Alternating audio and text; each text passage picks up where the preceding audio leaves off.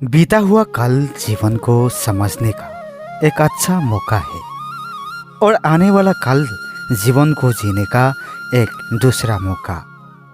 अनुमान मन की अल्पना है और अनुभव जिंदगी का सबक है।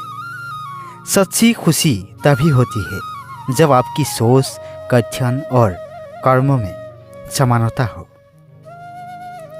जैसे तेल समाप्त हो जाने पर दीपक बुझ जाता है, उसी प्रकार कर्म के क्षीण हो जाने पर भाग्य भी नष्ट हो जाता है। जब मेहनत करने के बाद भी सपने पूरे नहीं होते तो रास्ता बदलिए, सिंद्रात नहीं, क्योंकि पेड़ भी हमेशा पत्ते बदलता है, जड़ नहीं। मौन सबसे अच्छा उत्तर है किसी ऐसी व्यक्ति के लिए जो आपके शब्दों को महत्व नहीं देता।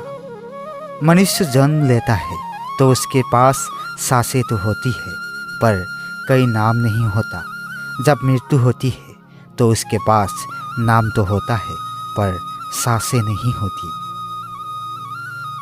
इस सांस और नाम के बीच की यात्रा को जीवन कहते हैं। न किसी के अभाव में जियो, न किसी के प्रभाव में जियो। यह जिंदगी है आपकी, अपने स्वभाव में जियो।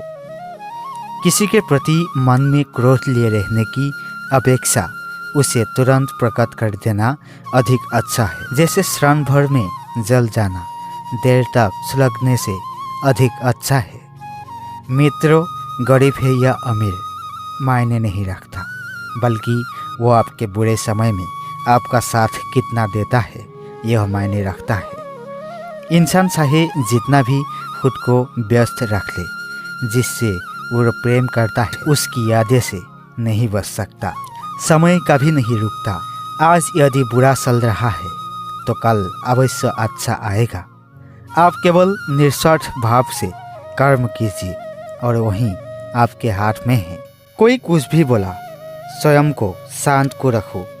धूप कितनी ही तेज हो, समुद्र सूखा नहीं करते। मनुष्य हमेशा अपने भाग्य को कोसता है, ये जानते हुए भी कि भाग्य से भी ऊंचा उसका कर्म है जो उसके स्वयं के हाथों में है। एक समझदार व्यक्ति वही है जो दूसरों को देखकर उनकी विशेषताओं से सीखता है, उनसे तुलना और ईर्ष्या नहीं करता। शास्त्र केवल शरीर को घायल कर देते हैं, किंतु शब्द आत्मा को भी घायल कर देते हैं। दुनिया में केवल माता और पिता ही ऐसे इंसान हैं जो चाहते हैं कि हमारे बच्चे हमसे भी ज़्यादा कामयाब हो। दुख भागने वाला आगे चलकर सुखी हो सकता है, मगर दुख देने वाला कभी सुखी नहीं रह सकता।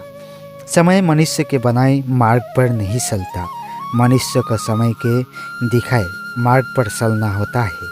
इसी को नियति कहते हैं। जीवन में कठिन तब लगता है जब हम स्वयं में बदलाव करने के बजाय परिस्थितियों को बदलाने का प्रयास करते हैं।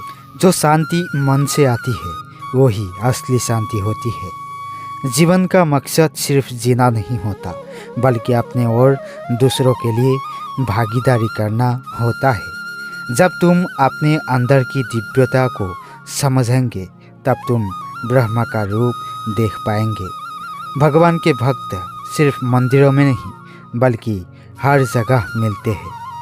प्रेम करो, क्योंकि प्रेम ही जीवन की एकमात्र शक्ति है। धर्म का अर्थ सत्य और न्याय की पालना करना और अपने कर्म के द्वारा अच्छाई फैलाना।